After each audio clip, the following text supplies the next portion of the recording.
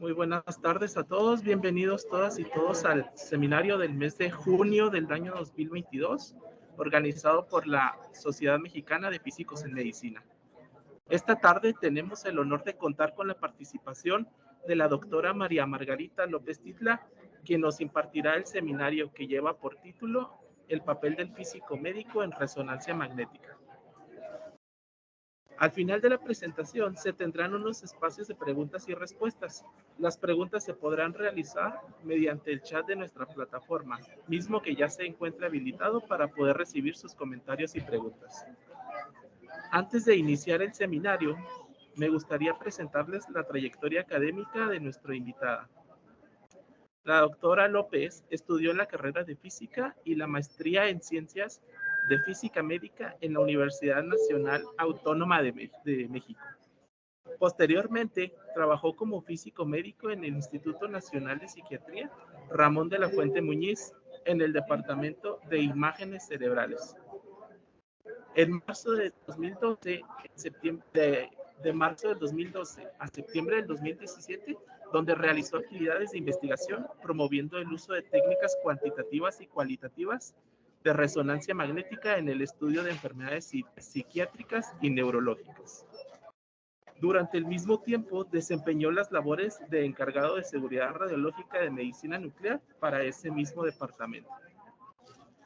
Comenzó sus estudios de doctorado en la Universidad Veracruzana en agosto del 2016, desarrollando el proyecto titulado Estudio de la distrofia mitotínica tipo 1 por medio del tensor de difusión, en colaboración con el Instituto Nacional de Rehabilitación Luis Guillermo Ibarra y la Facultad de Medicina de la UNAM.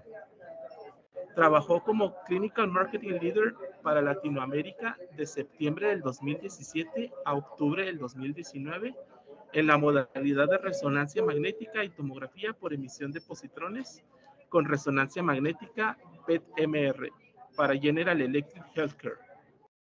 Actualmente trabaja como física médica del Departamento de Medicina Nuclear e Imagen Molecular en la Unidad Médica de Alta Especialidad del Instituto Mexicano del Seguro Social.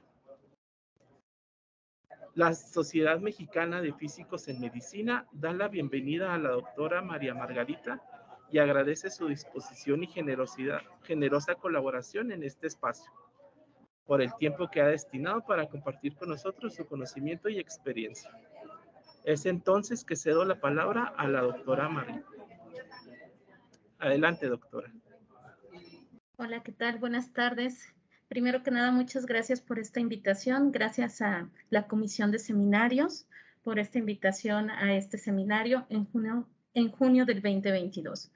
Muchas gracias y vamos a comenzar rápidamente. El tema no ha sido fácil porque es un tema bastante extenso para darlo en poquito tiempo. Entonces, pues empezamos un poco para todos los que son físicos médicos y que se encuentran con nosotros, que yo creo que ya tienen algunos conocimientos de lo que es resonancia magnética, pues comenzamos con un pequeño repaso, ¿no? ¿Qué es la imagen por resonancia magnética? Sobre todo en clínica, es un método de diagnóstico, ¿no? Y para tener este método de diagnóstico hacen falta dos cosas que son muy importantes, hacen falta muchas más, pero las más importantes son tener un campo magnético estático de alta intensidad y tener un pulso de radiofrecuencia de la intensidad de la frecuencia del armor. Por lo general, en clínica vamos a estar hablando de que lo que vamos a hacer resonar solamente son los átomos de hidrógeno de la muestra que nosotros queramos hacer resonar, en este caso, pues el cuerpo humano, ¿no? Nos estamos dedicando solamente al hidrógeno. Por lo general, hay escáneres de resonancia magnética clínica que se dedican a otros tipos de, bueno, que tienen antenas dedicadas a hacer resonar otro tipo de elementos, pero en este caso me voy a enfocar solamente al hidrógeno, que es el más usado, ¿no? La constante giromagnética del hidrógeno es 42.58 y es con la que podemos obtener la frecuencia del armor para poder poner a resonar los átomos de hidrógeno, y de esta manera, a grandes rasgos, la gente que ya estudia resonancia magnética, vamos a poder tener una imagen por resonancia magnética.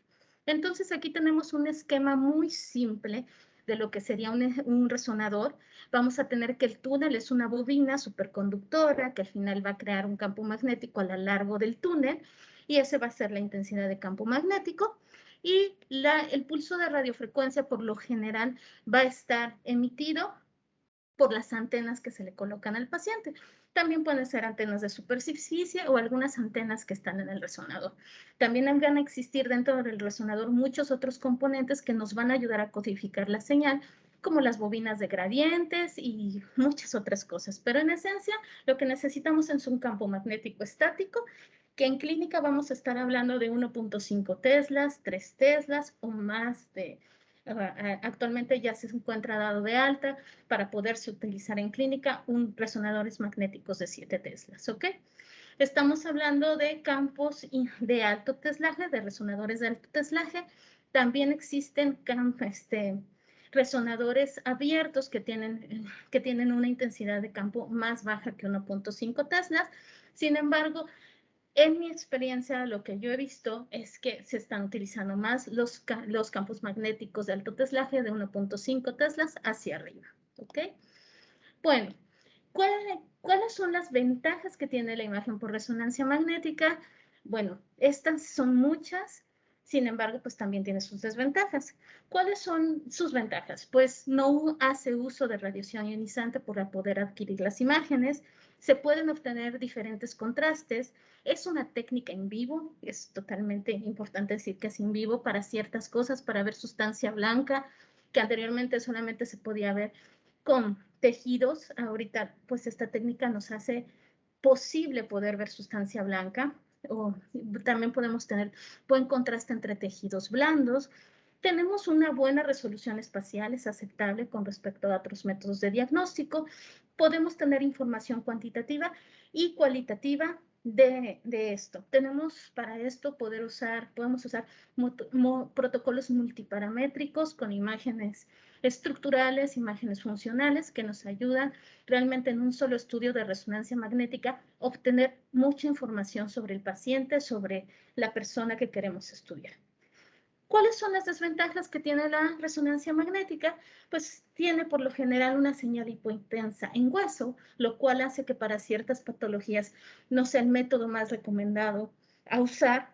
Los tiempos de adquisición son largos con respecto a otros métodos de diagnóstico. Por lo general estamos hablando de minutos para una sola imagen. Y bueno, si los tiempos de adquisición son largos, pues esto influye en que podamos tener más artefactos de movimiento. Bueno, como les comentaba, por medio de resonancia magnética podemos tener diferentes imágenes estructurales con diferentes contrastes. Entre los más usados o entre los que más se adquieren son imágenes pesadas en T1, imágenes pesadas en T2, imágenes pesadas en densidad de protones, ¿ok? De ahí, pues, bueno, realmente, ¿cómo se logran estos pesos? Si yo me pusiera a dar un curso de resonancia magnética, realmente nunca acabaríamos, pero hay secuencias de adquisición. Entre las más usadas están las spin-eco y las eco-gradiente, y a partir de ellas, pues podemos nosotros tener diferentes contrastes dependiendo de los parámetros que pongamos en estas secuencias de adquisición, los tiempos de repetición que usemos y los tiempos de ecos que usemos. Por ejemplo, aquí tienen ustedes una tablita de los tiempos de repetición y eco usados normalmente para equipos de 1.5 teslas para adquirir cada uno de estos contrastes. Aquí tienen un ejemplo de una secuencia spin-eco, que son secuencias que tienen muy buena razón señal a ruido, adquieren con muy buena razón señal a ruido. Sin embargo, lo que pasa es que también pueden llegar a ser secuencias un poco más tardadas.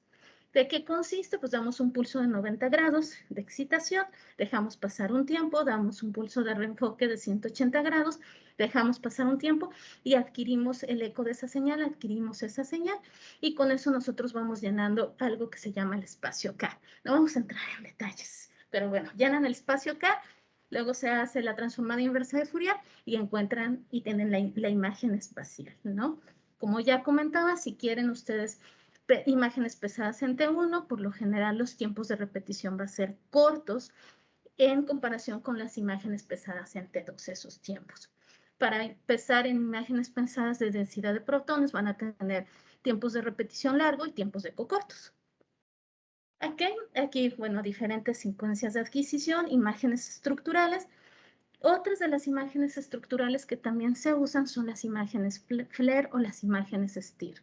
Para eso también se ocupan otro tipo de secuencias, como son las secuencias de inversión-recuperación, donde lo que hacemos es anular la señal de un tejido que no queramos ver. En este caso puede ser la grasa o puede ser el agua, ¿ok? Entonces, damos un pulso de 180 grados, que es el pulso, pues, para anular. Luego esperamos un tiempo, que sería el tiempo de inversión, debería de ser un tiempo que vaya de acuerdo al tiempo de relajación de lo que nosotros queramos no ver, ya sea la grasa o el agua, y posteriormente empezamos con un pulso de excitación de 90 grados y un pulso de reenfoque de 180 grados, y tomamos también nuestra señal y llenamos el espacio acá. En clínica, por lo general, ustedes van a ver que un protocolo de adquisición va a tener estas imágenes estructurales. Va a tener densidad pesadas T1, pesadas T2, imágenes FLAIR, imágenes STIR. Ahorita yo les estoy mostrando pues imágenes de cerebro, sin embargo, pues eso lo pueden hacer en las diferentes partes del cuerpo, músculo esquelético y abdomen y otro tipo de imágenes en el cuerpo. Para los contrastes, bueno, para imágenes STIR, donde realmente pues lo que estás anulando es la grasa, vas a tener tiempos de inversión más cortos que en las imágenes FLAIR, que lo que anulas es el líquido. Vas a tener 1700 a 2200 milisegundos los tiempos de inversión. Bueno, pues eso son lo que nosotros tenemos en resonancia magnética. Hay muchas otras imágenes estructurales también, pero bueno, estas son las que más se usan.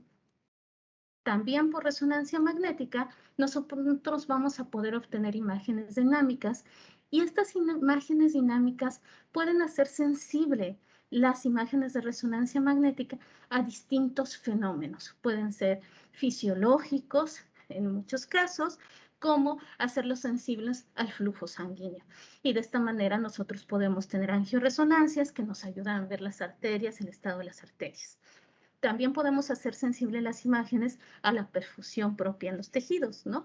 Entonces, para eso tenemos diferentes métodos. Podemos tener el Dynamic Contrast Enhanced, el Dynamic Susceptibility Contrast o la Arterial Spin Leveling.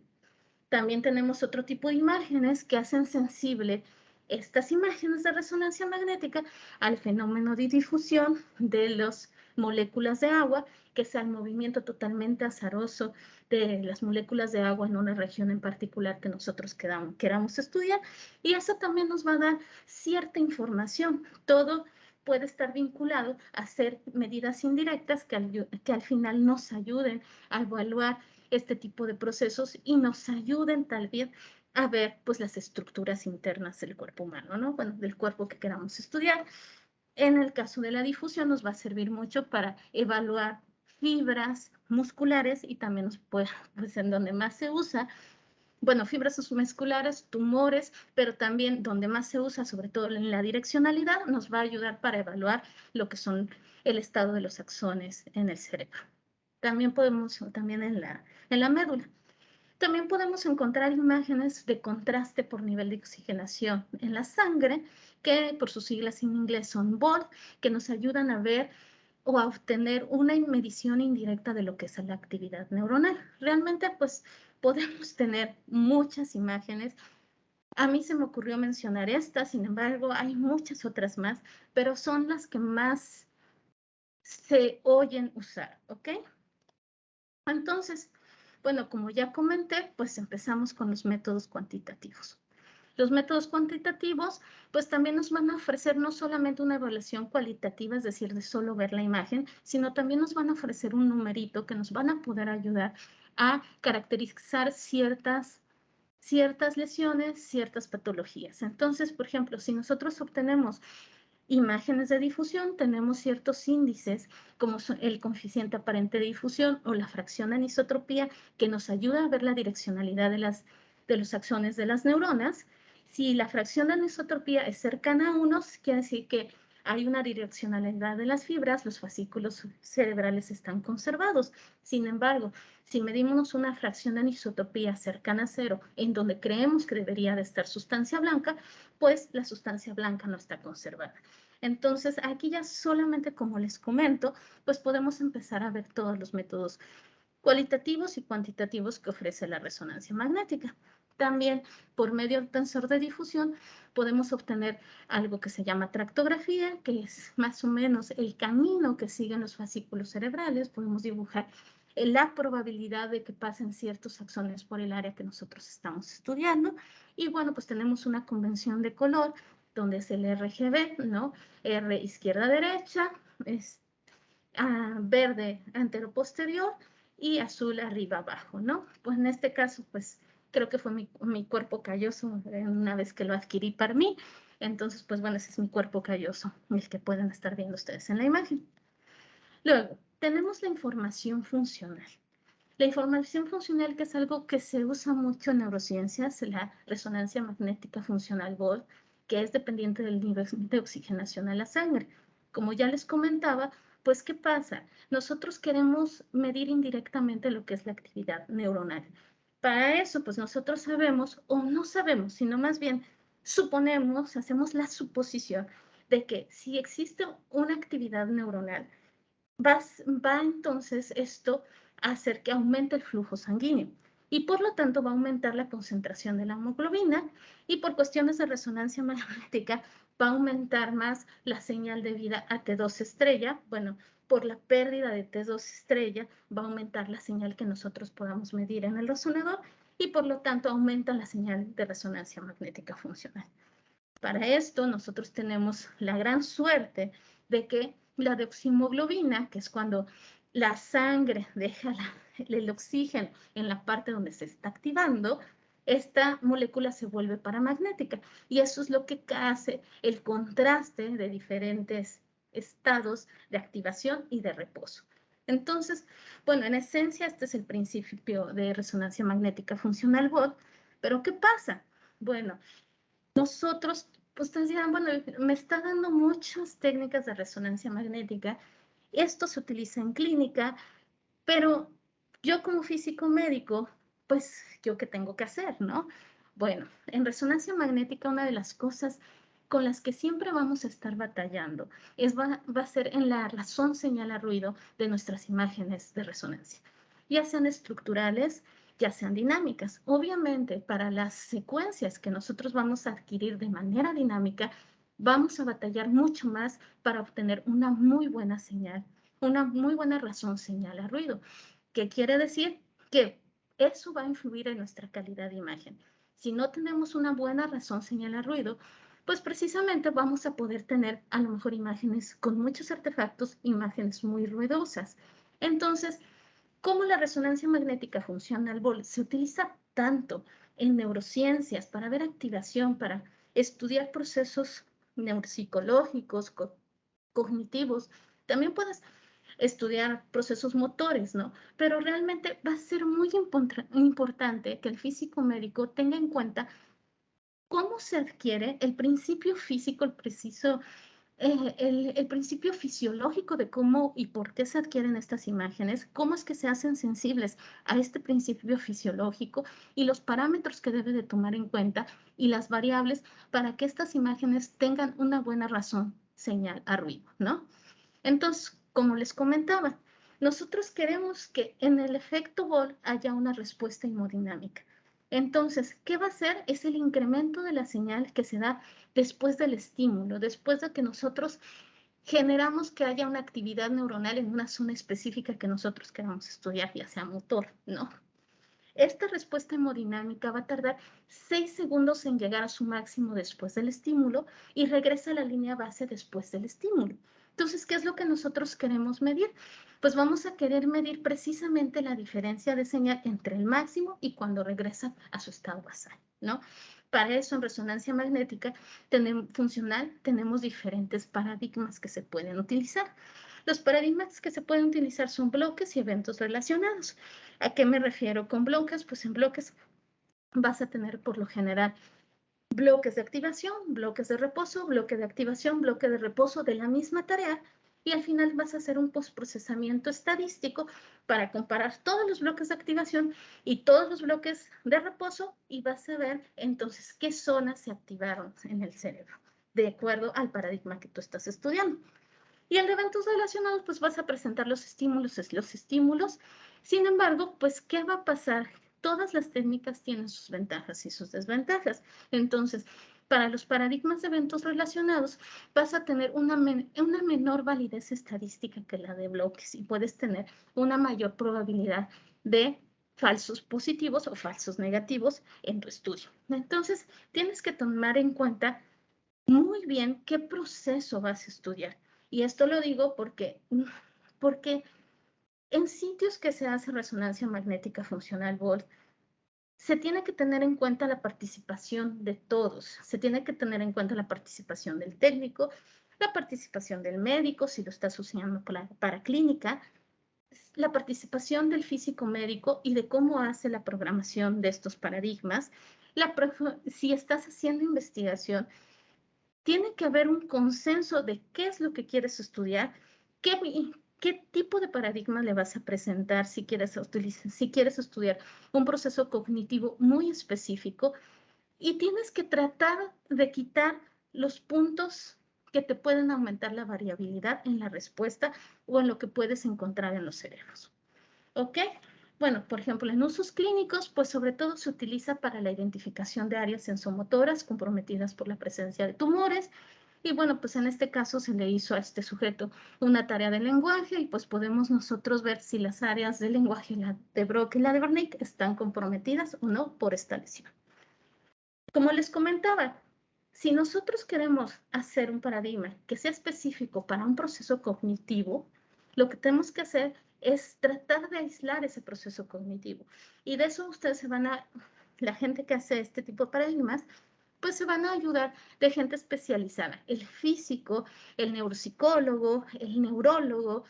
Todos los que estén en ese equipo tienen que participar en cuáles son los parámetros de adquisición que se van a usar. Y posteriormente a eso, se tiene que tener mucho cuidado con la reproducibilidad, con repetir los mismos parámetros de adquisición, con qué tipos de pacientes van a entrar al resonador, los parámetros de inclusión y aparte de eso, pues todo el postprocesamiento estadístico que se va a hacer después.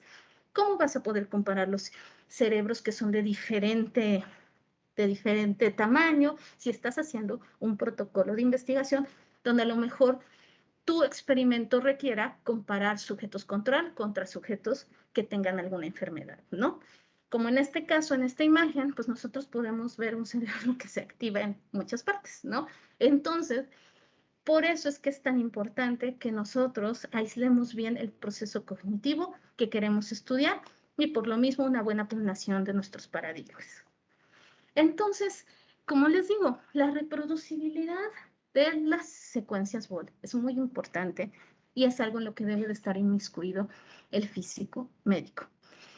Muy importante, ¿no? Porque sí podemos tener muchos falsos positivos o negativos en este tipo de técnicas. Entonces, diseño del experimento, condiciones de los sujetos, parámetros de adquisición, si las antenas son de 32 canales o más, o qué tipo de resonador usas que aumente más la razón señal a ruido. Por lo general se utilizan escáneres de alto teslaje, 3 teslas, 1.5 teslas. Sí, ¿qué full of view vas a agarrar? ¿Los voxeles van a ser isométricos o no? ¿Cuánta resolución espacial vas a poner? ¿Cuántos volúmenes cerebrales? Y eso tiene que ver mucho con la resolución temporal, los tiempos de repetición, los tiempos de eco. Sin embargo, pues tienes que tener en cuenta que muchas veces, aunque nosotros queremos bajar la resolución espacial, pues va a estar ligada a todos los parámetros y a toda la tecnología a la que está disponible. Entonces, a veces no vamos a poder bajar ni hacer voxeles isométricos, ni vamos a poder bajar a menos de 2 milímetros cúbicos. Sin embargo, todo ese tipo de cosas se tienen que tener en cuenta. Entonces, tienes que tener en cuenta que por lo menos en uno de estos estudios, el sujeto va a estar aproximadamente de 6 minutos en adelante en el escáner solamente para esta secuencia. Entonces, va a haber movimiento involuntario, va a haber artefactos de respiración, de flujo cardíaco, se puede calentar la antena, artefactos propios de la imagen como de la dirección de adquisición, señales espurias debido a ruido. Y también aquí tenemos una imagen de secuencias de imágenes EPI de Bolt que se adquieren ya sea con el sujeto con barbilla abajo, barbilla arriba y barbilla en posición neutra. Y vemos que las intensidades de grises, intensidades de señal, cambian con respecto a al posicionamiento del sujeto en el escáner. Entonces, todo ese tipo de cosas, el físico médico, el técnico, los que están involucrados en la adquisición, tienen que estar conscientes. Una de las cosas más importantes en resonancia magnética, en la adquisición, es dar las instrucciones claras para que el sujeto sepa qué puede hacer y sepa qué no puede hacer dentro del escáner. Entonces, esto es muy importante porque en el 2009 salió este artículo que fue realmente muy popular, donde pues unos investigadores agarraron un salmón muerto y le hicieron y le adquirieron una secuencia Volt, ¿no? Y ellos encontraron que había activación neuronal en este salmón, ¿no? Entonces comentaban, fue muy criticado, la técnica de Volt fue muy criticada, dijeron, pues oye, sí, nosotros podemos obtener este tipo de activación en un salmón muerto, comentaron a manera de broma, que incluso hasta le hicieron, imagínense tal cosa como se hacen los experimentos Volt, y pues encontraban esto, decían, bueno, ¿cómo podemos confiar en los resultados que se están obteniendo? Y yo creo que ya todos los que estamos aquí, los que sabemos, los que hemos estado en física médica, pues saben que una imagen, que un estudio siempre va a ser sensible a falsos positivos, a falsos negativos, y que siempre vas a tener que tener mucho cuidado en la planeación de tu experimento, ¿no? Como les digo, a saber también de dónde viene la señal. Realmente una activación solamente se puede dar por activación neuronal, por un proceso cognitivo de pensamiento de algo, o también, pues estamos hablando del nivel de oxigenación en la sangre. ¿Y qué pasa con las células hipóxicas? ¿Ok? Entonces, pues la gente que estudia el efecto Bolt, pues está al tanto de todo lo que se tiene, de todos los factores que influyen en una respuesta Bolt. Y eso es lo que nosotros tenemos que tener en cuenta como físicos médicos y tratar de que no nos den falsos positivos o falsos negativos en nuestro estudio. Entonces, otro de los métodos que se utiliza es la espectroscopía por resonancia magnética, donde básicamente es un histograma de ciertos metabolitos. ¿Cuántos metabolitos encuentras en una región en especial? ¿Por qué, ¿por qué lo puse? Bueno, porque es una técnica que te ayuda mucho a identificar lesiones cancerosas, es muy usada, sin embargo puede ser univoxil y multivoxil. Y va a ser muy dependiente de los parámetros de adquisición de tu equipo. Que tengas mucho cuidado en dónde sitúas el voxel. Si el voxel lo sitúas en partes donde existe diferencias de tejidos muy drásticas como grasa y tejido, no sé, realmente vas a tener un espectro muy ruidoso y no va a ser un espectro fiable. También, ¿qué va a pasar? Pues lo que va a pasar es que incluso va a haber regiones que no vas a poder estudiar con resonancia magnética, espectroscopía univoxel, porque realmente la región de interés, al menos a veces es el voxel de 1.5 por 1.5 por 2, entonces va a haber regiones que no vas a poder estudiar solamente porque son más chiquitas que eso, ¿ok? Sin embargo, pues hay cosas que te sirven saber. Entonces, tenemos estos metabolitos que por lo que ven se caracterizan por partes por millón, donde están situados. Tenemos el lactato, la N-acetilaspartato, la creatinina, la colina y el agua, ¿no?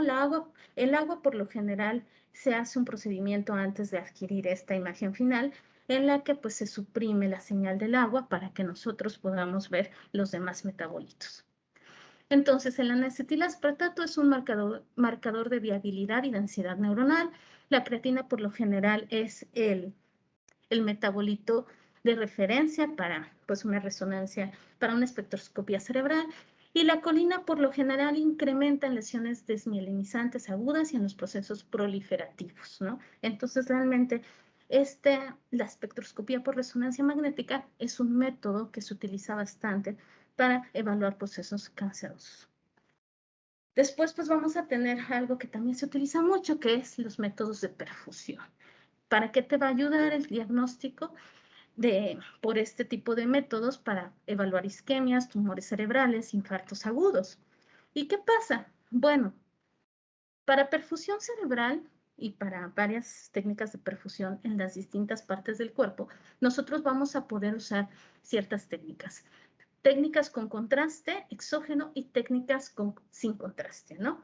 En este caso, pues las técnicas que se utilizan con contraste exógeno, vamos a inyectar un medio de contraste que es gadolínio de TPA, que son sustancias queladas que acortan el tiempo de relajación T1 y por lo tanto se hace un reforzamiento de gadolínio en ciertas lesiones activas. Eso es algo que se hace por lo general en este tipo de protocolos. Se adquieren también unas imágenes para el reforzamiento de gadolínio. Sin embargo, también se utilizan en las imágenes de perfusión, que son imágenes dinámicas. Entonces, tenemos imágenes con uso de contraste, donde vamos a tener Dynamic Susceptibility Contrast o Dynamic Contrast Enhanced, y vamos a tener imágenes dinámicas donde no hacemos uso de contraste y por lo general se llaman Arterial Spin Level, ¿no? Entonces, el Dynamic Susceptibility Contrast son imágenes pesadas en T2 estrellas y el Dynamic Contrast Enhanced son imágenes pesadas en T1. El Arterial Spin Leveling no hay como un peso tal cual, pero es la sustracción de dos imágenes, sangre marcada y sangre no marcada. Entonces, pues aquí igual vamos a tener este tipo de imágenes dinámicas, se pueden obtener con secuencias gradiente eco, con secuencias spin eco, donde pues va a tener sus ventajas y sus desventajas. ¿Cuáles van a ser las desventajas? Por lo general, de las secuencias gradiente eco es que vamos a tener menor razón señal a ruido, ¿no? Y de ahí, pues vamos a partir de este método de Dynamic Susceptibility Contrast, vamos a tener que podemos tener los mapas de volumen sanguíneo cerebral, de flujos de tránsito medio y de flujo sanguíneo cerebral, y vamos a poder ver cómo pasa el medio de contraste por alguna región en particular que nosotros queramos estudiar.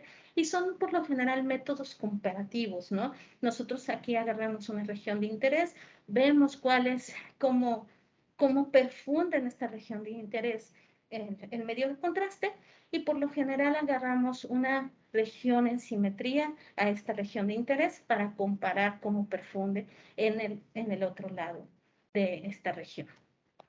Después, pues, algo que también vamos a tener son los métodos de Dynamic Contrast Enhanced. Como ya les comentaba, este método son imágenes dinámicas pesadas en T1 que nos ayudan a ver precisamente pues, la perfusión en el área que nosotros queramos. Y posteriormente les voy a hablar un poquito más de estas imágenes.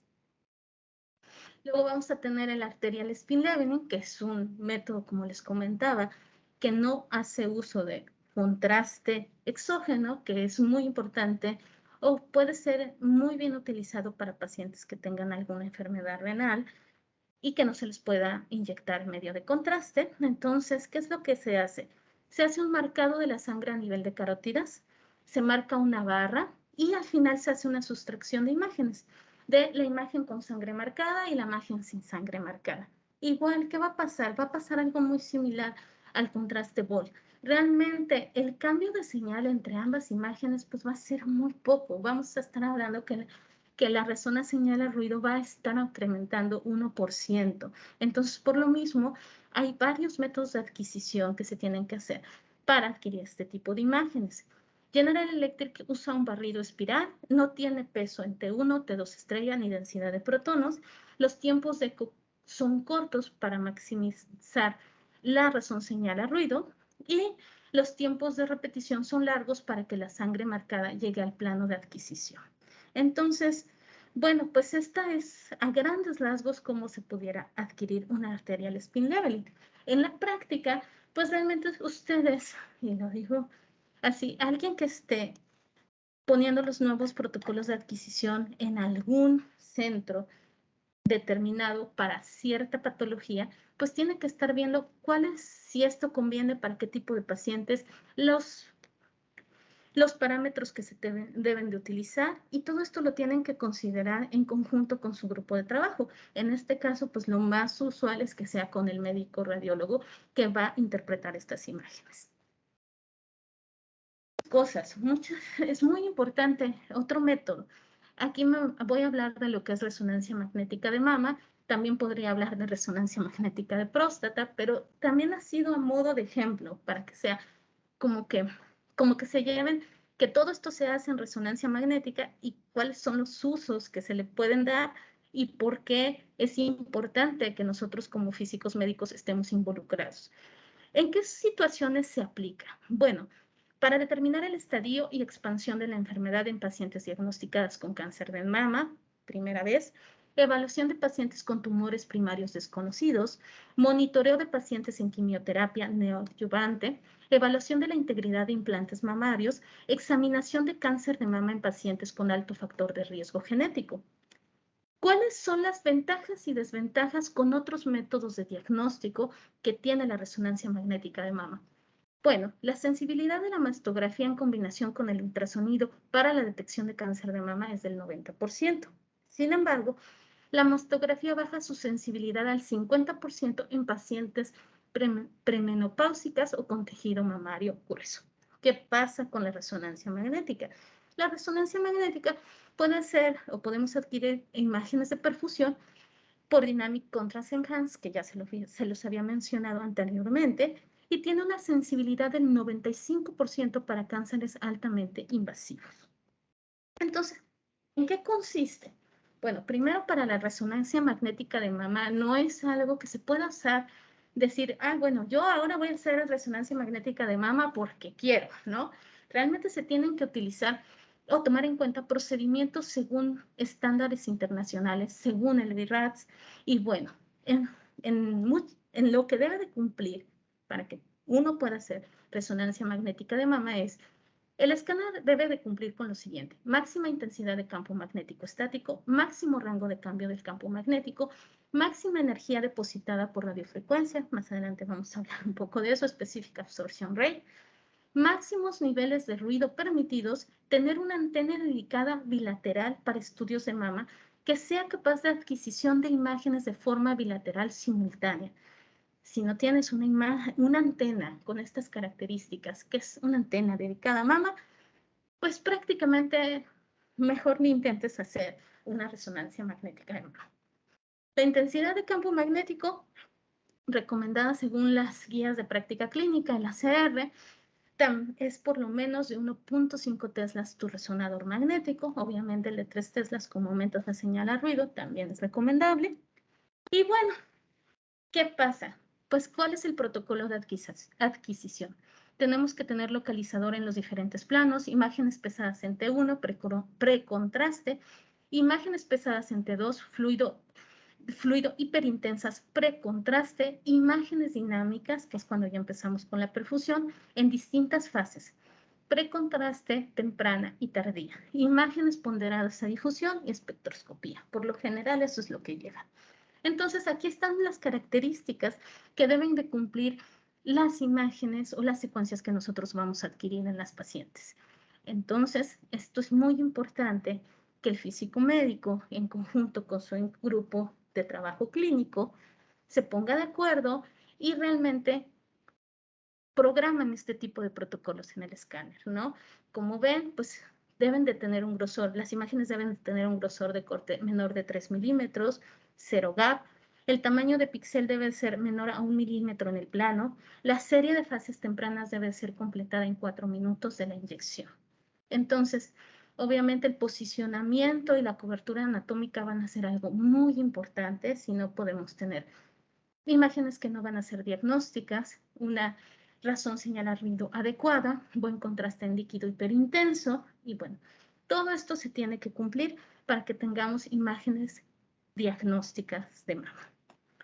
¿Cuáles son? Bueno, empezando con el Dynamic Contrast Enhanced, ¿cuáles son las características? Como ya les comentaba, 3 milímetros de grosor sin espaciamiento, 1 milímetro en plano, cobertura bilateral completa, al menos 3 fases, precontraste, realce temprano y tardío, 4 minutos, resolución temporal. Eso no es tan fácil de lograr en todos los equipos, no es tan fácil de lograr con todas las antenas. Entonces, pues tienen que tener en cuenta todo este tipo de cosas.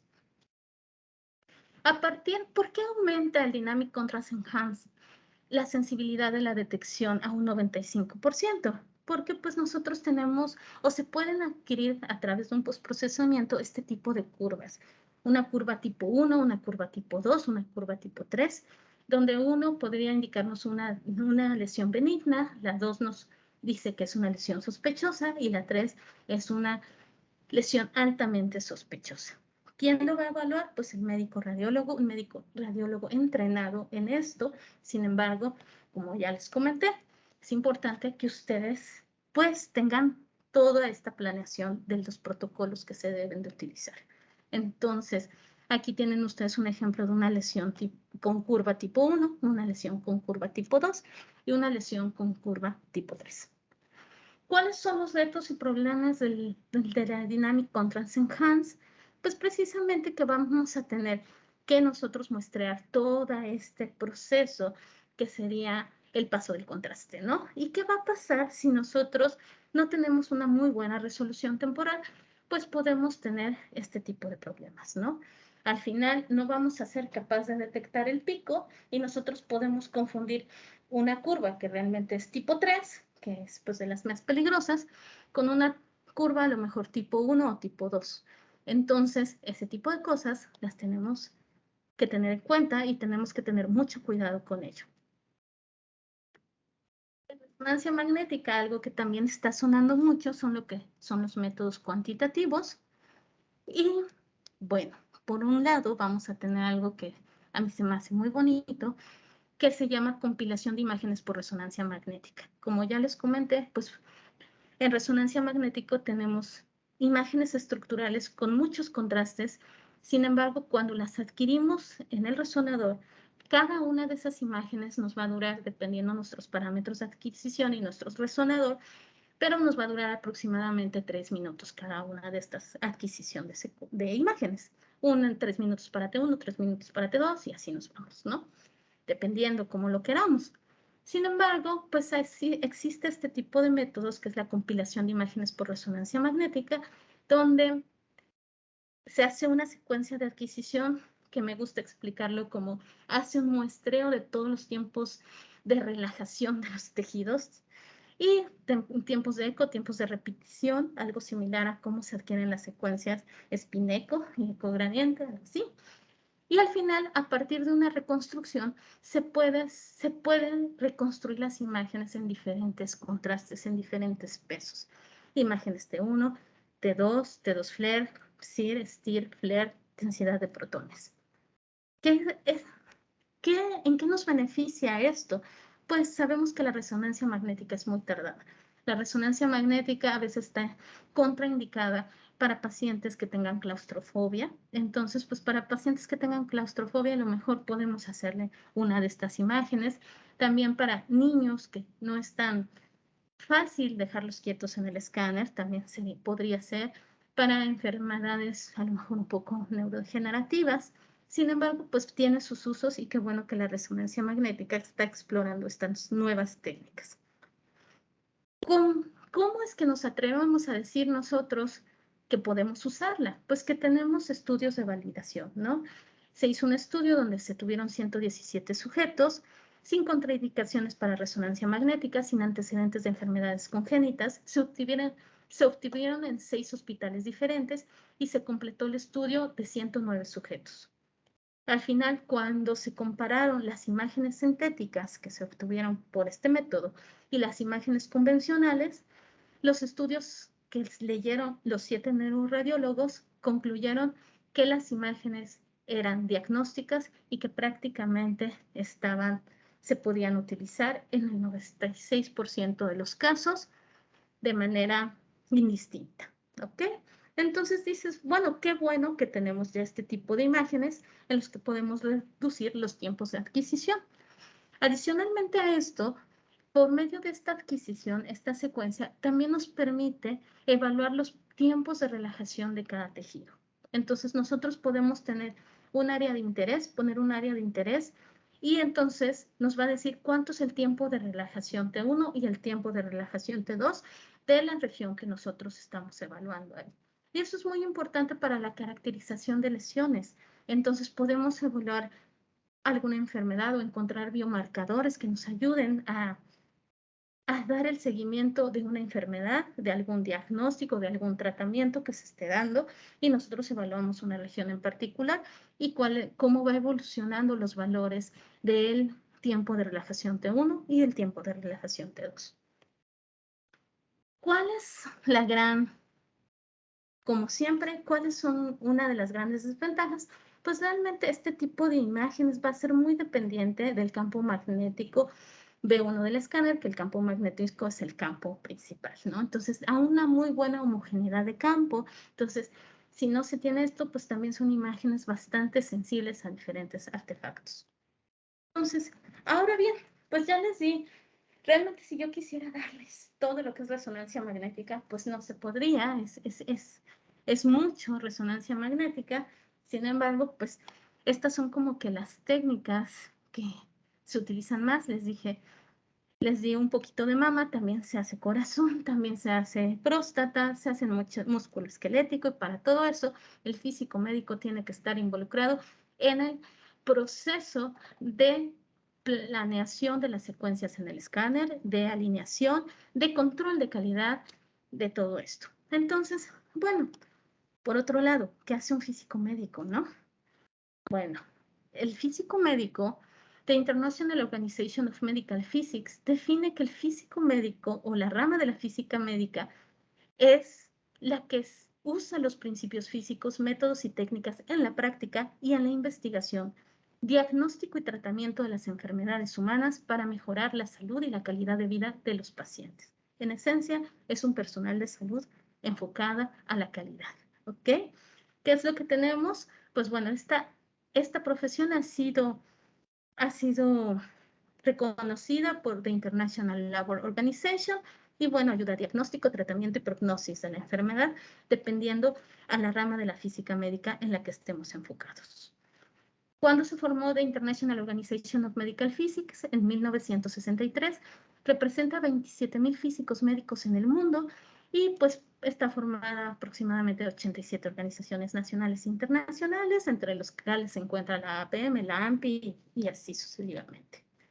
¿Qué es un físico médico en radiodiagnóstico, según lo que dice la IAEA? Es un profesional con posgrados en los campos de la física médica. ¿En qué consiste la labor de los físicos médicos? Pues optimizan la aplicación de los procedimientos radiológicos. ¿Qué fallos puede ocurrir si no interviene un físico médico? Exposición radiológica. Esto lo pongo porque, bueno, estamos muy acostumbrados a hablar de rayos X, de tomografía, de decir, bueno, sí, ahí tenemos que tener mucho cuidado y tenemos que tener en cuenta la protección radiológica debido a radiaciones ionizantes. Sin embargo, también en resonancia magnética tenemos que estar y tener cuidado de ciertas cosas que son propias de la resonancia magnética, que más adelante vamos a decir. ¿Qué cualificaciones poseen los físicos médicos que trabajan en entornos clínicos? Un órgano profesional los debe de certificar para poseer las cualificaciones de un físico médico. ¿Por qué es fundamental que los hospitales cuenten con físicos médicos? Definen las especificaciones en dado caso de que se compre un nuevo equipo, o sea, las necesidades, o sea, eso no lo hacen solos, tiene que haber en conjunto con pues realmente con todo el equipo de trabajo, pero sí se tienen que involucrar en este tipo de procesos. Definen y supervisan los servicios de mantenimiento de los equipos y se dedican a la seguridad del paciente y del personal y del público en general. Para eso necesitan herramientas especializadas. ¿Y qué fallos pueden ocurrir si no interviene un físico médico? Pues hay mayor riesgo de accidentes. Bueno, todo esto es muy importante porque precisamente, ¿qué hace un físico médico? Apenas en el 2021, en el Día Internacional de la Física Médica, pues el tema de ese día fue comunicar el rol del físico médico al público en general. O sea, que muchas personas no saben qué hace un físico médico. Y como les comentaba, Yo estoy hablando de física médica en este momento en resonancia magnética. Pues si no saben a qué se dedica un físico médico en radiaciones ionizantes, pues mucho menos en resonancia magnética, ¿no? Que siempre se ha dicho que resonancia magnética es un método no invasivo, lo cual no es tan cierto.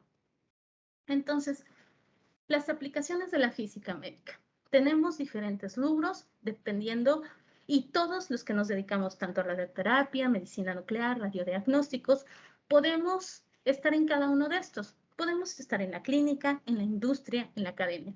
En la clínica, ¿a qué nos debemos de dedicar? A la seguridad, al abastecimiento, a la compra como clientes. En la industria, ¿a qué? Pues por lo general es desarrollo, ventas, mercadeo. En la academia, ¿qué? Pues educación, investigación y también desarrollo, obviamente también. Entonces, ¿cuál es el papel del físico médico en el radiodiagnóstico? Tiene que delinear, entender y explicar los aspectos físicos que se usan en los sistemas de diagnóstico. En este caso, resonancia magnética. Establecer y mantener el programa de protección de calidad. Pues sí, de protección radiológica y de calidad también. Optimización de los procedimientos para la imagen clínica, como ya comentamos. Participación en la planeación de recursos necesarios, materiales y humanos para el buen funcionamiento de los servicios. Es decir, tienes que saber si necesitas un físico médico, un médico con tales certificaciones, un enfermero con tales certificaciones, un técnico con tales certificaciones. Participación en los programas de educación, participación en los programas de educación al público general y a los pacientes. En la anterior que dije, en los programas de educación, pues educación continua a todo el personal, precisamente para poder evitar posibles accidentes. Entonces, cuando les dije que el físico médico debe delinear, entender y explicar los aspectos físicos, pues también, pues por lo mismo, tiene que estar inmiscuido en los procesos de adquisición de equipos, donde va a ser responsable, directo o indirecto, de la supervisión de las pruebas de aceptación de estos equipos, supervisión de calibraciones, mantenimientos correctivos y preventivos de estos equipos, desarrollo e implementación del programa de calidad de imagen, de garantía de calidad, donde precisamente debe de cuidar la exposición al paciente a ciertas dosis, el cálculo de la dosis entregada al paciente y asegurar que, que haya una buena técnica radiológica en la institución donde están laborando. Entonces, físico médico en resonancia magnética, ¿qué tiene que hacer? Pues está enfocado a la instalación, a la clínica y a la investigación. ¿Qué es lo que pasa en la instalación? Bueno, primero tiene que hacer, si el centro todavía no tiene un equipo de resonancia magnética, si se va a comprar uno nuevo, si se va a cambiar, si lo que sea, pues tiene que planear qué es lo que va a comprar, qué es lo que va a llegar, ¿no? Entonces, entre las cosas que se deben de tomar en cuenta es tener un equipo multidisciplinario donde no va a ir solo, va a ir el físico médico con el jefe de servicio, con los médicos, en este caso por lo general son médicos radiólogos los que están en este tipo de instalaciones, con el ingeniero biomédico de la instalación, con la gente administrativa que da el dinero y muchas cosas, ¿no? Entonces tiene que tener este equipo multidisciplinario y tiene que tener en cuenta qué función va a tener este resonador nuevo. ¿A qué público objetivo lo estoy dando? ¿Va a ser un resonador enfocado a investigación? ¿Va a ser un resonador enfocado a la clínica? ¿Vamos a tener pacientes a los que se les necesita hacer resonancia magnética cardíaca? ¿O vamos a tener pacientes oncológicos? ¿O nada más pacientes musculoesqueléticos? Bueno, para imágenes musculoesqueléticas. Entonces, todo eso lo tenemos que tener en cuenta. ¿Qué tipo de pacientes y estudios vamos a hacer? Si vamos a necesitar una antena dedicada de mama, una antena dedicada de próstata o una antena para corazón. Para esto, pues entre muchas cosas, pues la marca que te vaya a vender va a necesitar entregarte ciertas guías mecánicas, donde vas a tener que, pues, se tiene que considerar la dimensión de la jaula, el peso de la instalación, la intensidad de campo magnético, y bueno, pues también entre todo tienes que ver las guías de práctica clínica de CENETEC, de la normatividad que está en el país en el que estés. Y pues obviamente también los recursos humanos que vas a necesitar en ese servicio, ¿no? Sí, jefe de servicio, médicos, técnicos, enfermeros y físicos en esa instalación. ¿Cuál es este? Bueno, aquí, por ejemplo, tenemos que también ya llega el fabricante, te da más o menos una guía mecánica, te dice así va a quedar tu instalación, pues tienes que corroborar que las cosas se cumplan, ¿no? Que las líneas de campo magnético de un militesla no salgan de tu jaula y que la jaula esté a tierra y bueno, muchas cosas para que veas la calidad de imagen de tus equipos. Todo esto va a ser muy importante para el éxito del proyecto. Bueno, una vez que ya tienes un equipo, que ya llegaste, que ya está, pues bueno, el físico médico tiene que estar inmiscuido en la clínica, ¿no? Si tu institución hace clínica, no todas las instituciones hacen clínica, pero dentro de lo que se tiene que hacer es cuidar de la seguridad. ¿Qué es lo que vamos a tener que hacer? Evitar riesgos. El resonador es algo muy riesgoso. ¿Y para qué tenemos que hacer eso? Pues cumplir con la señalización correspondiente de que hay un campo magnético muy intenso, que tenemos, que funciona como un imán y que va a atraer objetos ferromagnéticos y que eso puede causar un accidente grave. O sea, realmente la gente puede perder la vida si no se tiene cuidado con esto, ¿no? Porque a veces la gente lo toma de broma y tampoco es así, ¿no? O sea, realmente si un objeto ferromagnético se va atraído por un resonador de 3 teslas y hay una persona en medio, pues realmente podemos llegar a consecuencias letales que nadie quisiera llegar, ¿no? Que es muy importante para que nosotros, para la seguridad del paciente en resonancia magnética, aplicar un muy buen consentimiento informado, donde se tienen que tener en cuenta, como en todas las instituciones, para todos los procedimientos clínicos, los identificadores correctos del paciente. Se debe saber en tu institución cuáles son tus identificadores y, y hacerles las preguntas correspondientes de si tiene implantes metálicos, tiene tatuajes, tiene neuroestimuladores cerebrales, tiene marcapasos, si se van a inyectar medio de contraste, si ha sido alérgico a algo, porque todo esto es importante.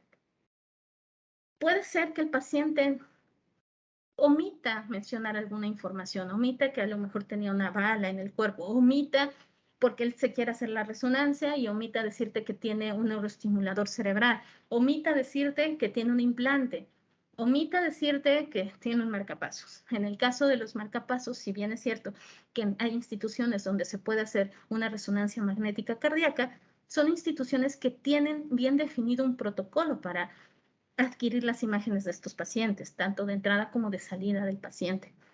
Si se acaba la pila o si por condiciones del resonador deja de funcionar la pila de los aparatos del marcapaso, pero no en el momento en que el paciente sale de su escáner, sino en camino a su casa o en su casa, pues también tenemos una consecuencia letal.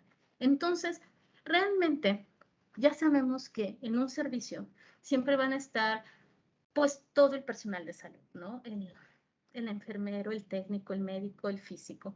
Sin embargo, el físico sí debe de estar involucrado en todos estos procesos para que se pueda dar una muy buena atención al paciente y podamos evitar errores y accidentes. Entonces, otra de las cosas que tenemos que tener cuidado en resonancia magnética es pues, que es un equipo que hace mucho ruido, entonces le tenemos que poner audífonos al paciente.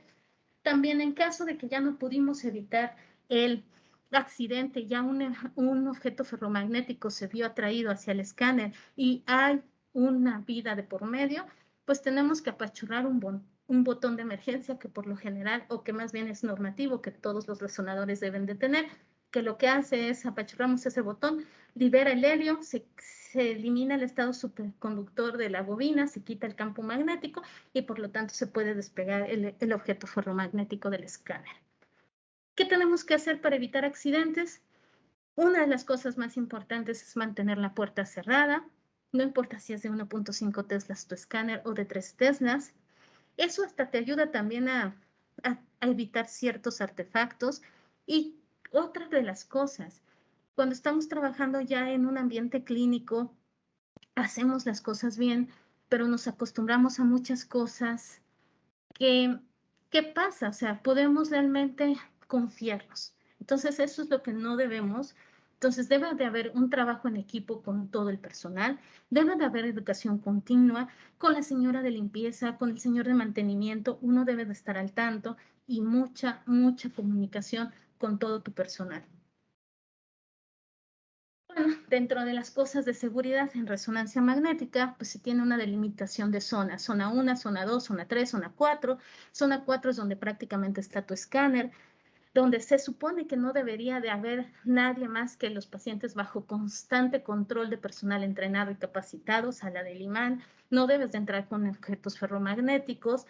Ahí es donde está totalmente la intensidad de campo al máximo y pues si no tienes cuidado, pues puede haber accidentes y bueno, ya cuando adquieres algo en el escáner, pues si también no tienes cuidado con algunos parámetros de adquisición de tus imágenes, pues puedes tener efectos biológicos por la radiofrecuencia, quemaduras, cosas del estilo. Entonces, importante, la resonancia magnética no es que no sea invasiva, solamente porque no usamos radiación ionizante. O sea, sí, es un método de diagnóstico mucho más noble que otros. Sin embargo, pues también tenemos que tener cuidado. Y existe algo que se llama SAR, que pues si no tenemos cuidado podemos causar quemaduras en los pacientes. Existe algo que se llama Peripheral Nervous Stimulation, que también es algo que puede llegar a pasar en secuencias que utilicen muchos gradientes, hagan uso de mucho gradiente, como las secuencias de difusión, y eso pues nos puede llegar a generar accidentes. El SAR, que es el Specific Absorption Rate, ¿qué pasa? Pues afecta más a los órganos con poca capacidad para disipar calor, y pueden ser testículos, ojos, tejidos sin vasculatura. Y pues se tiene que cumplir con algo de que esa región no puede obtener más de 4 watts sobre kilogramo, si no se pueden llegar a alcanzar temperaturas de 38 y 42 grados en la zona que esté ocurriendo esto. Entonces, pues mucho cuidado con todo esto. Para pacientes pediátricos es muy importante. Para secuencias, hay secuencias en resonancia magnética, vas a estar mucho luchando con el SAR, mucho con la razón señal a ruido de tus imágenes. Y bueno, otra de las cosas que tiene que dedicarse el físico médico es a la calidad de imagen. ¿Qué define una buena calidad de imagen? Un buen contraste, una buena resolución espacial, una buena relación señal a ruido, en el caso de resonancia magnética, una buena resolución temporal, tiempos de adquisición también, que haya pocos artefactos en tu imagen, que las imágenes sean sensibles a lo que tú quieres ver, que sean específicas a la enfermedad que quieres ver también y que todo esto lo hagas con la menor dosis impuesta a tu paciente, en este caso el SAR. Entonces, pues va a haber muchos artefactos en resonancia magnética, muchos debidos a movimiento, muchos de los de movimiento se pueden evitar si das realmente buenas instrucciones a tus pacientes. Sin embargo, pues hay como el movimiento cardíaco, el movimiento de respiración, pues esos a veces no los vas a poder evitar. También hay artefactos como por la proximidad con la antena. Por eso es muy importante que la persona que esté adquiriendo las imágenes posicione bien al sujeto, al paciente en el escáner, lo alinee bien. Esas son cosas muy importantes en resonancia magnética. Yo creo que en toda técnica de adquisición de imágenes podemos tener artefactos de superposición o aliasing. Entonces eso sucede mucho cuando tenemos un field of view más pequeño que la región que en ese momento estamos adquiriendo. También tenemos estos artefactos de prótesis dental, porque vean cómo se hace este artefacto. Aquí, por lo que se ve, están adquiriendo una secuencia estructural. Sin embargo, las imágenes dinámicas, las imágenes, por ejemplo, una secuencia Volt y metes a un paciente que tenga brackets, pues va a tener mayor afectación en la razón señal a ruido, vas a poder tener mayores artefactos en esos casos, en secuencias dinámicas. Luego, pues también puedes tener este tipo de artefactos como que se llaman de GIFs o ringing, y tenemos pues que se deben a cambios bruscos de contraste o intensidad de brillo y son más frecuentes en la dirección de codificación de fase. ¿Cómo se resuelven? Pues a lo mejor puedes aumentar el tamaño de matriz y a lo mejor, bueno, se pueden llegar a resolver. Y también Aquí les comentaba, una de las cosas de seguridad que debes de tener en cuenta es siempre cerrar la puerta del resonador, la puerta donde está tu campo magnético. Entonces, ¿qué pasa? Pues a veces que en algunos sitios no lo cierran y podemos llegar a tener este tipo de artefactos, artefactos de radiofrecuencia. También si la puerta sí está cerrada y sigues teniendo este tipo de artefactos, puede ser debido a fallo en la jaula de Faraday o también pues a lo mejor alguna lámpara. Todo eso pues te correspondería hacer una investigación y pues también mandar a llamar a los ingenieros que te puedan llegar a dar un diagnóstico acertado sobre por qué ves este tipo de artefactos. Bueno, pues como físicos, pues tenemos que estar al tanto de todo esto. Debemos de cuidar la homogeneidad de campo, ya sabemos que pueden haber artefactos, la temperatura de la sala, los mantenimientos correctivos y preventivos. Tenemos que ver el estado de los conectores de las antenas. A veces existen derrames de medio de contraste o sangre en la camilla y a lo mejor pues no hay una adecuada limpieza y eso nos puede estar llegando a dar ciertos artefactos en la imagen. O incluso hay veces que no debería de pasar, pero puede pasar que haya clips o monedas en la camilla en sitios que no son tan fáciles de acceder y pues por lo general en un mantenimiento correctivo, un mantenimiento preventivo, los ingenieros abren la camilla y pues sacan algunos elementos, ¿no? De ahí, pues les digo, puede haber realmente muchos artefactos. Está este artefacto de desplazamiento químico. Y bueno, para eso, pues también podría yo dar una clase de artefactos en resonancia magnética y también pues sería muy amplio. ¿Qué es lo que debe de hacer el físico médico? Pues con respecto a protocolos de adquisición, estandarización de protocolos, independientemente de la región a la que esté enfocado el sitio, ya sea neuro, musculoesquelético, corazón, mama, próstata. Debe de seguir las guías de práctica clínica, las recomendaciones internacionales y debe de estar en comunicación con el médico radiólogo. Si el médico radiólogo pide una secuencia y el resonador lo puede hacer, pues sí, estandarizan los protocolos. Al final de cuentas, el médico radiólogo es el profesional que está entrenado para ver las imágenes y hacer el diagnóstico por medio de estas.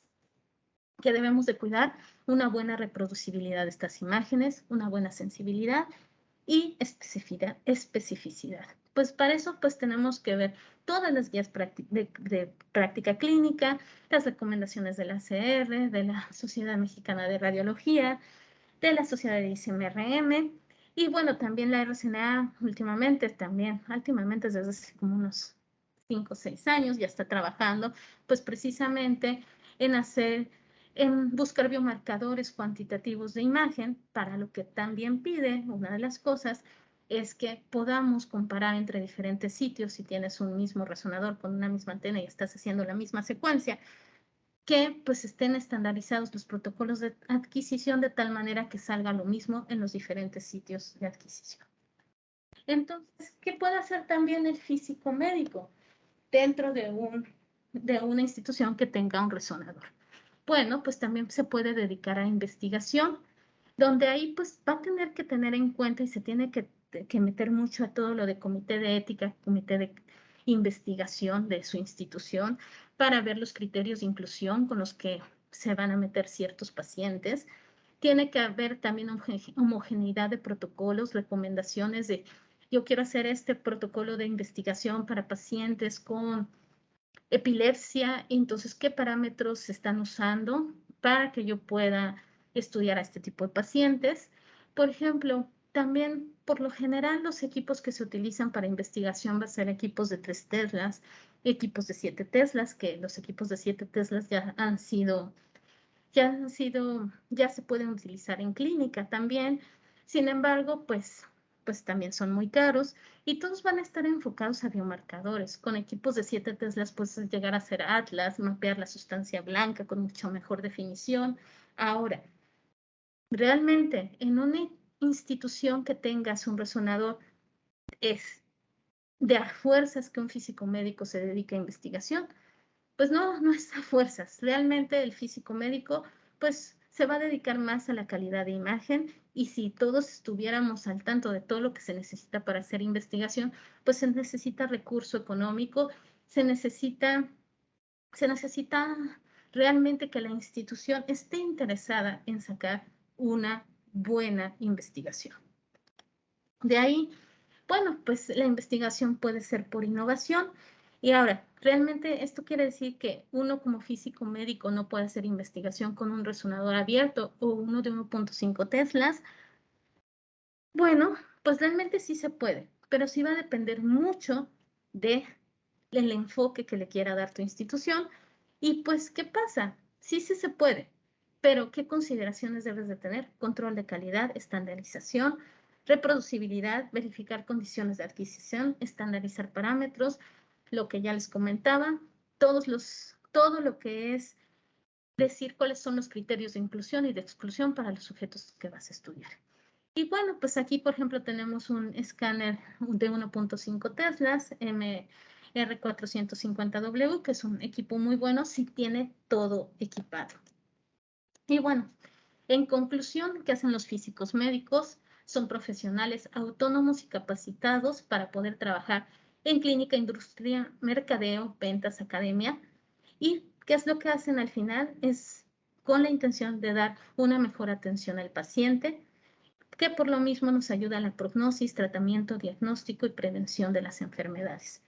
Los físicos médicos somos personal de salud que al final pues lo que queremos hacer es también dar y cumplir con las metas internacionales de atención al paciente y para eso las tenemos que seguir, correcta identificación, mejorar comunicación efectiva, mejorar la seguridad de medicamentos de alto riesgo, reducir el riesgo de infecciones y reducir el riesgo de caídas. Entonces tenemos que estar involucrados en todos los procesos de calidad también.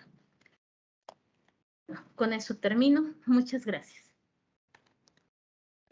Nuevamente agradecemos la atención por demás interés y motivadora para nuestros socios, amigos y colegas que han atendido este evento. Procedemos a la sesión de preguntas y respuestas. En nuestro chat tenemos comentarios.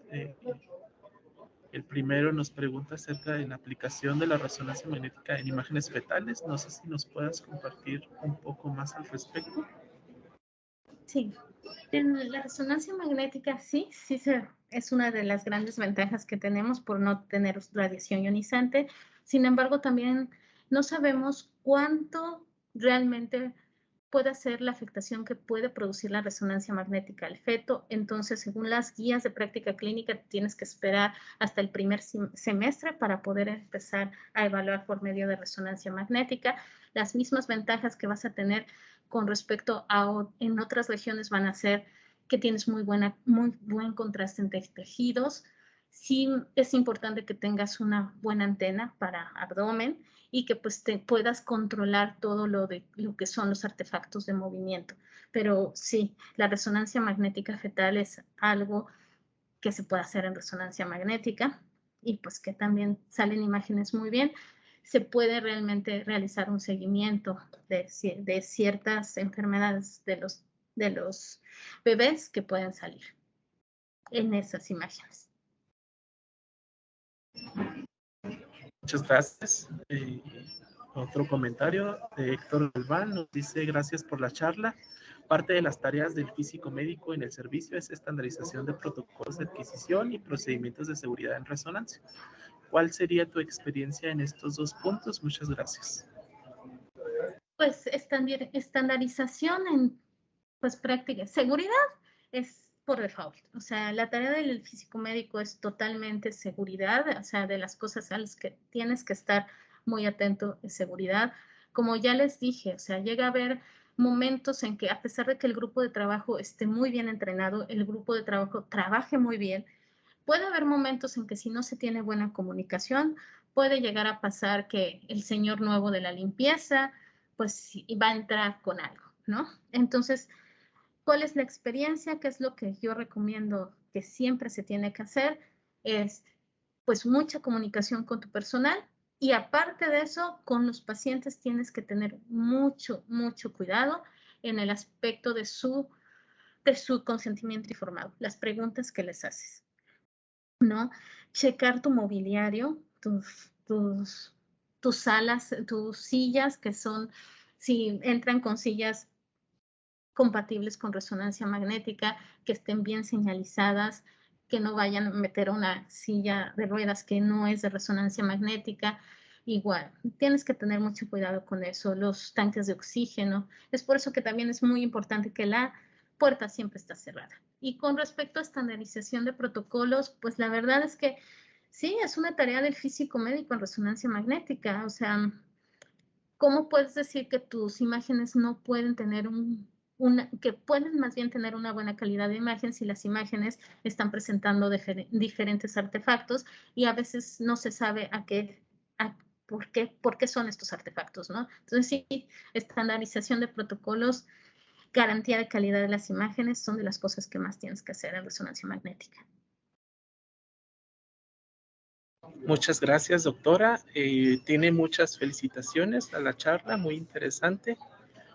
Una pequeña pregunta, si un físico médico podría tener tatuajes.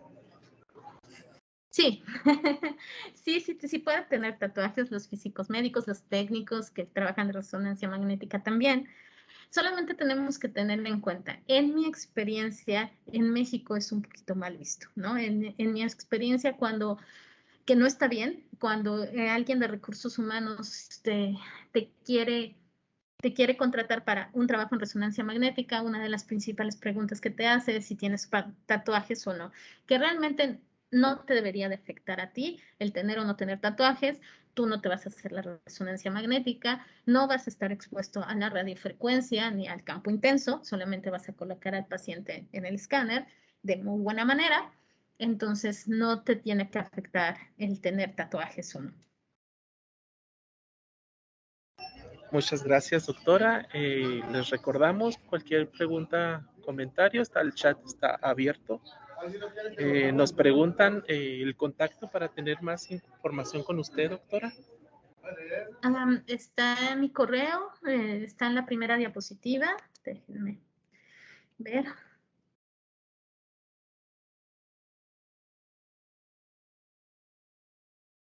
Ya está. Ese es mi contacto.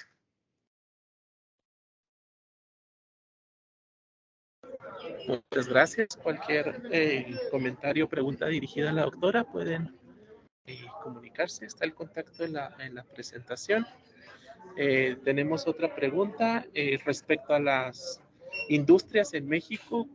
¿Cuál es el papel que juega el físico médico en resonancia magnética o cuáles oportunidades laborales se encuentran?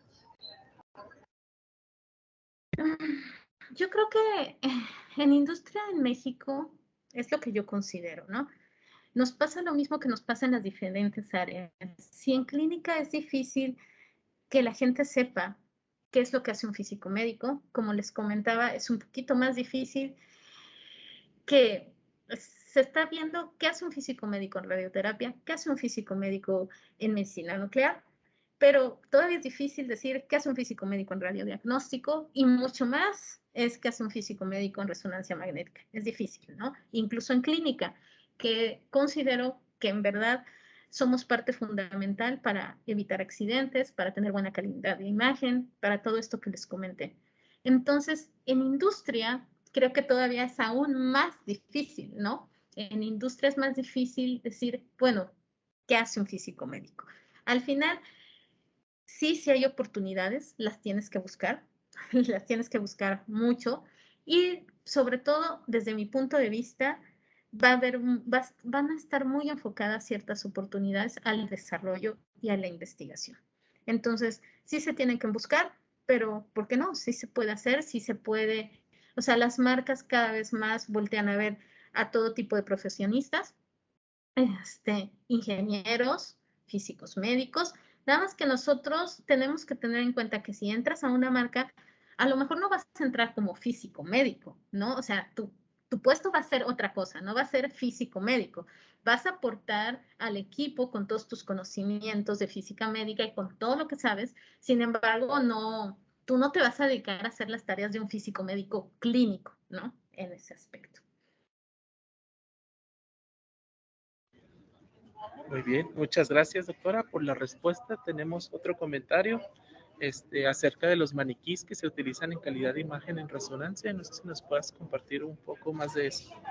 Sí, esa parte la omití bastante. Hay bastantes maniquís Hay unos que incluso para la ACR deben de ser normativos. Por ejemplo, en resonancia magnética, aquí en México no son tan normativos. Hacemos calibraciones de homogeneidad de imagen. Hay algunas incluso calibraciones que vienen ya en nuestra secuencia totalmente, pues, o sea, nosotros planeamos la secuencia en el resonador y el mismo resonador hace una calibración de homogeneidad de campo, ¿no? Sin embargo, siempre es importante a lo mejor agarrar el maniquí, que es como una esfera, y podamos hacer la calibración de homogeneidad de campo. Sin embargo, realmente hay muchos maniquís y depende para qué los necesites y qué secuencia estás tratando de realmente, pues, pues tener un control de calidad. Por ejemplo, incluso hay maniquís que se están trabajando en ellos, por ejemplo, un maniquí para tractografía, ¿no? Entonces tiene que tener ciertas características, un maniquí para tractografía, donde pues realmente, pues si lo que quieres ver son axones, pues vamos a tratar de emular la direccionalidad de las fibras y cuánto se hacen con hilos, y pues hay incluso investigación al respecto. No sé si contesté la pregunta. Claro que sí, doctora, muchas gracias. Tenemos varias preguntas más. Por el tiempo creo que las compartiremos con usted vía privada.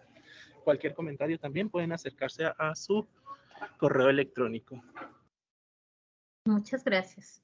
Y agradezco mucho la invitación por parte de la Comisión de Seminarios. Agradezco su atención y pues bueno, estamos en contacto.